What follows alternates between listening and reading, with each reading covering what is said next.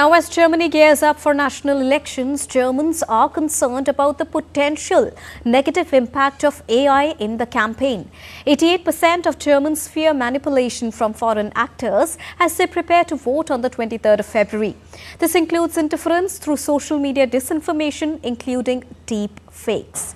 And Thomas now joins us with more details on this. Thomas, how widespread is disinformation in this political campaign?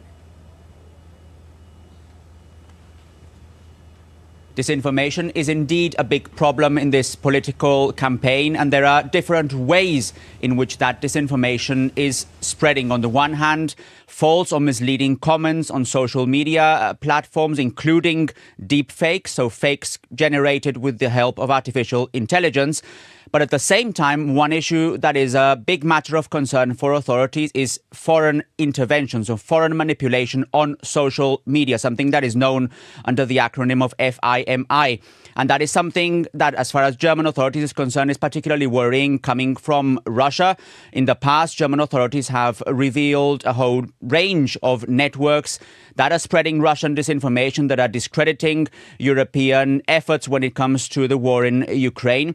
And how that looks like, or what that looks like, is on the one hand media spoofing, so basically sites that look or resemble real newspaper sites but in reality are fake and are spreading fake articles. It is also with the use of automated bots that are even spreading disinformation 1 second, so one disinformation block per second on a coordinated way, that according to German officials.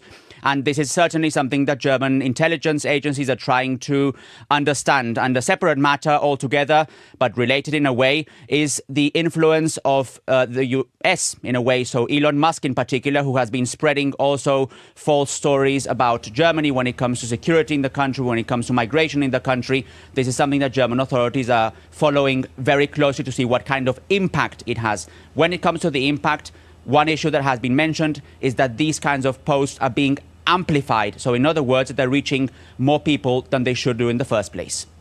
Also, Thomas, how are the authorities reacting to it? And they are preparing to stop this disinformation, especially as the voters cast their ballots. Thomas. At the European Union level, the main instrument is the so-called Digital Services Act. That is a law that has been in place for some time now at the European Union level, which basically looks for a safe and accountable online environment. And one of its explicit goals is to tackle disinformation.